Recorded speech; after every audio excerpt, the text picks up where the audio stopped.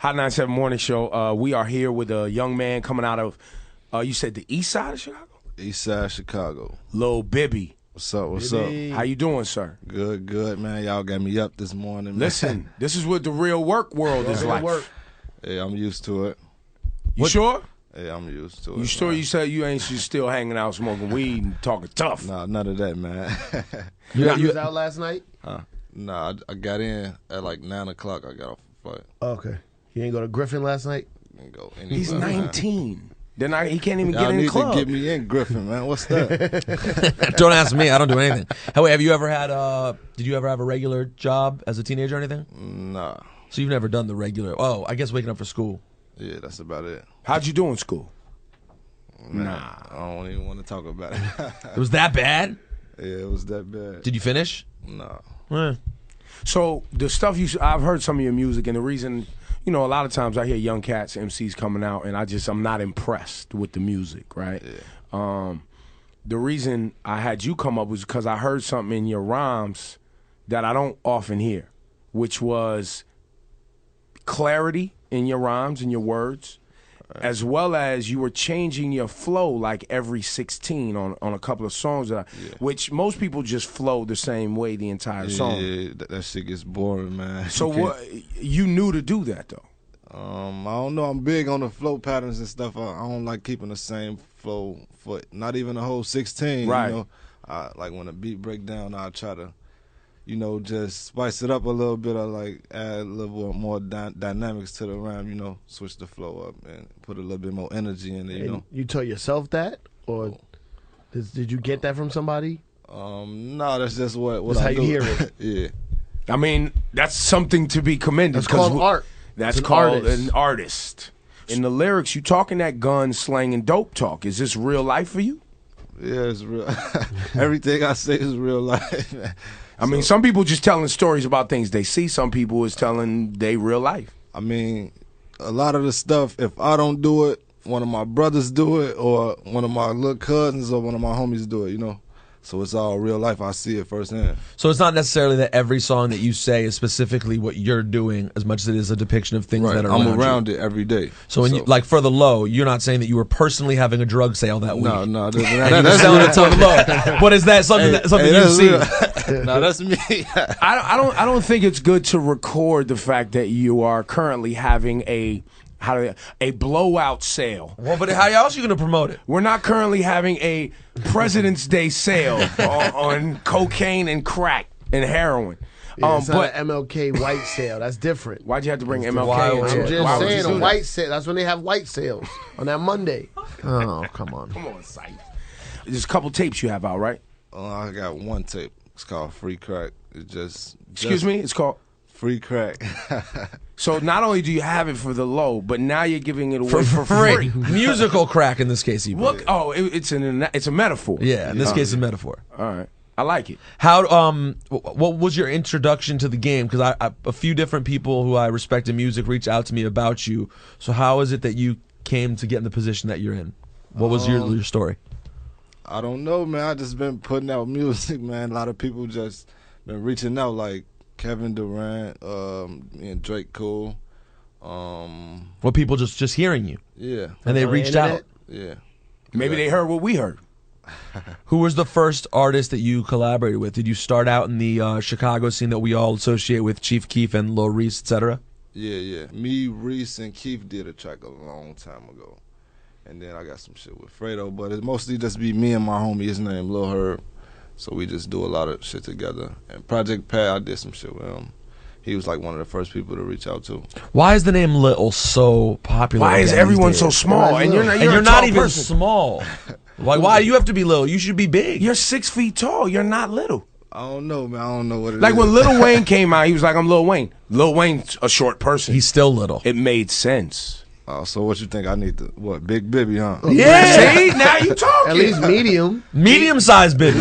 Medium to large Bibby. That makes sense. Probably around the people, like his brothers and all that he was saying. He's probably the one young in the crew, yeah. No, it wasn't even. Now I don't know. It just flows better, man. Lil Bibby. You can't say Big. Well, Bibby. you can't do Mike Bibby either because he was an NBA star. And you can't. That's kind of how I got my name anyway.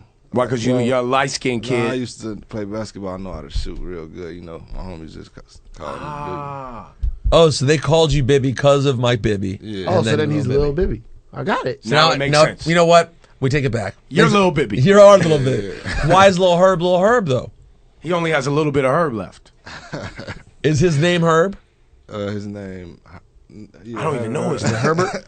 Well, I was about to say, because I don't even know if young people even aware that for our old asses, the term Herb has a negative connotation.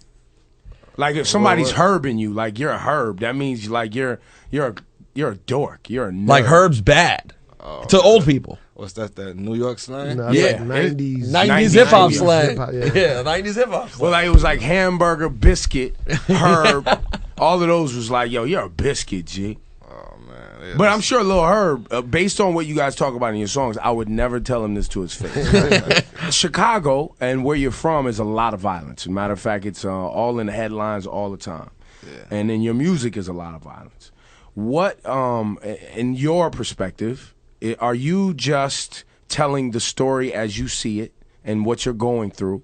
And do you get heat from people who are like, yo, you're promoting violence that's already bad in Chicago? I just tell it how I see it. Basically, like I don't get no heat because I don't promote it as like it's a good thing. You know, I'm just saying what's going on. You know, and people kind of respect that because I don't glorify the shit. You know. So I kind of get like a little bit more respect than a younger guy. Now, but would those same critics say that some of your other associates who you mentioned, like Reese and Keith, are in a different category? Because I would say, in my old man estimation, when I've heard some of those records from Keith and Reese and those guys, they do. It certainly doesn't seem like it's not promoting violence. Right. Like, There's a lot of shirts off in the apartment. There's guns in there. Like, is there something that around. separates you from that stuff that you think is plain to see? Man, I did a lot of hustling, man. That's what I try to make the music about that mostly, but the killing, man, that's what I don't want to talk. No, yeah, don't get into specifics. We don't want to do that. But that's not for you. You were in the hustle. That's why you talk about hustling, because that's the part that you know. Yeah, I know all that because, you know, I got brothers, I got homies, you know, and it's all, that's what we do. We do, all, you know, I was just big on the hustling thing, so, you know, that's how I try to keep it.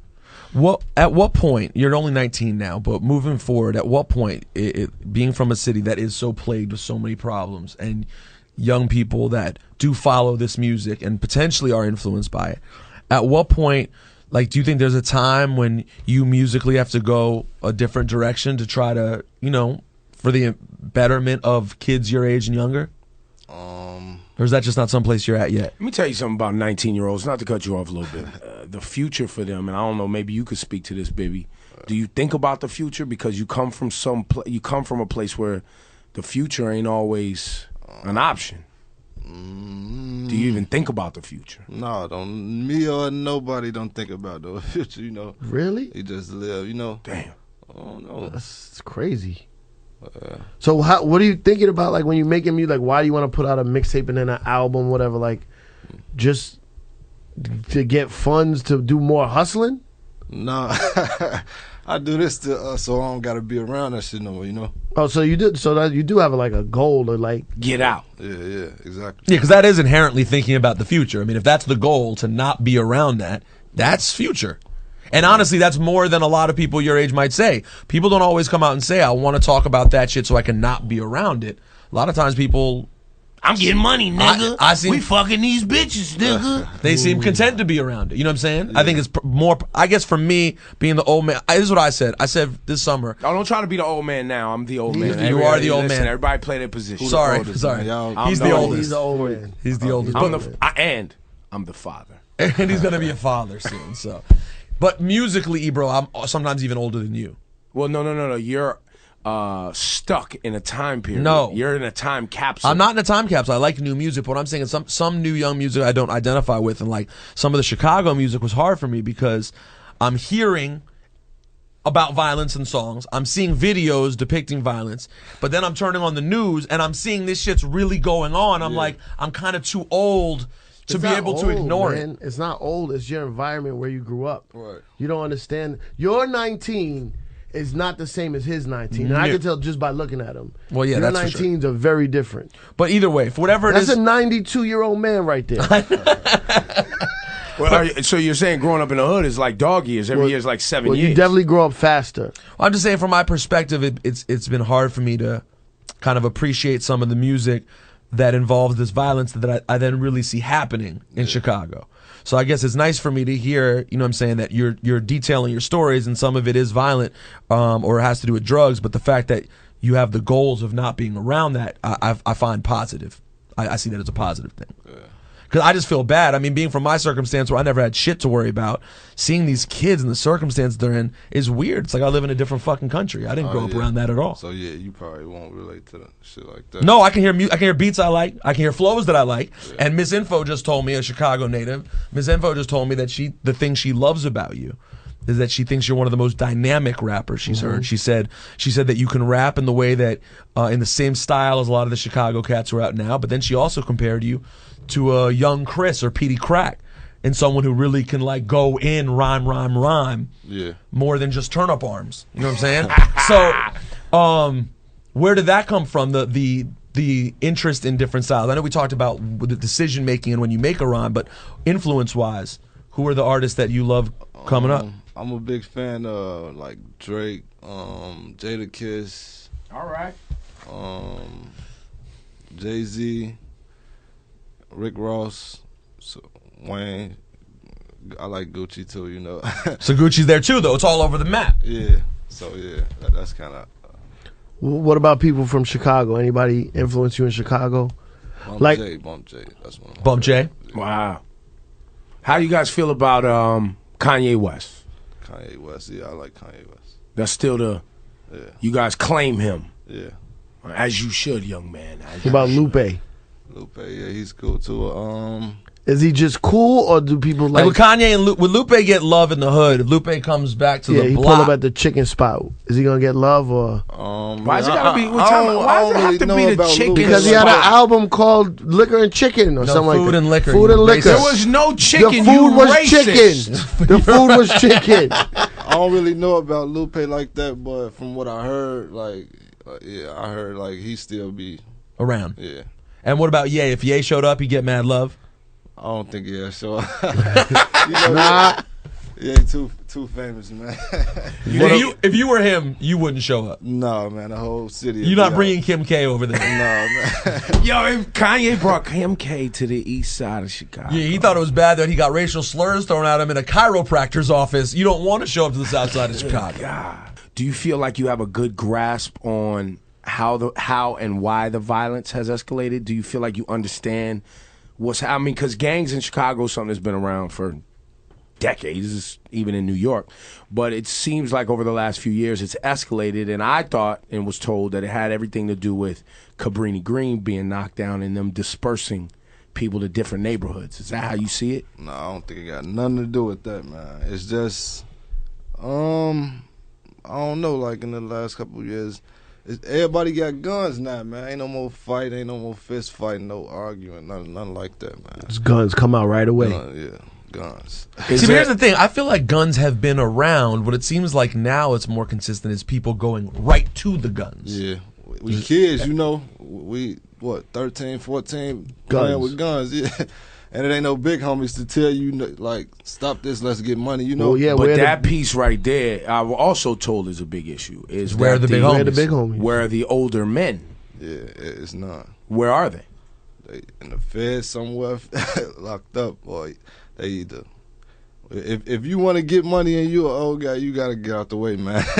Because these young, you know. They just pushing the old men out the way. Yeah, exactly. And a violent way. Because there was something you said also, Ebro, about like a lot of dudes came back from jail. Well, yeah, I was hoping that he would give me that, but he may, because you're only 19, may not be able to articulate it that way because you're a part of the young part. But I was also told that a lot of the OGs went away 10 years ago doing Fed time. Yeah. And now, over the last 2 years, they've started releasing these people who were doing time, and they're coming home trying to go back to their old ways. And that corner is it's over. It ain't theirs no more. Nah. And they can't get it back. They can't. You're not gonna be like, okay, we held the spot for you. Here you go, sir. Yeah, you end up getting hurt, man. Just get out the way. You want to Go get some a money, job? just get out the way, man, or do your thing. Low key, don't even mess with. Do you guys have a retirement program where maybe we can start helping them out, where they don't feel like they need to go back to that? Maybe we could put, like, I don't know, maybe a nice little Roth fund away. You're talking about a drug dealer's 401k, something like this. Yeah, I don't know if they do that. I mean, maybe. No, He's like, nah. It ain't really no money in Chicago right now, man, for the people that's hustling or shit like that. So there's not even a lot to go around in the first place. Nah, man. So everybody's So just they fight on the basically scraps. Yeah. What's up with the curfew over? Huh? Is the curfew over? I don't know He shit doesn't about that. know or care. I guess the curfew wasn't effective. Musically, and with your rhymes, we like what you're doing, and we'll watch this progress, and we appreciate you being so open and. Y'all gotta check out that mixtape, man. I don't even think y'all heard it. I've only heard a couple joints, man. I got to say what the whole thing. It's called Free Crack, Free Crack. and people get that anywhere. Huh? Dat Piff. Dat Piff, live mixtapes. Anyway. I feel some type of way about the title. I can't front. Free crack, like we're just gonna go free crack. He's giving it out. It's crack, and he's giving it out. All right. So old. You are old. No, you know when they first get the crack, they go to the hood, throw it up in the air, the samplers. It's free crack. And see, I know this. That's from The Wire. I saw that on The Wire. You just saw The Wire. I just started it. I just saw that piece. You're so white. It just happened. So white. Yeah, you from the suburbs or some shit, huh? That's right. I'm glad you figured that out, baby. That's right, Lil Bibby. That's right.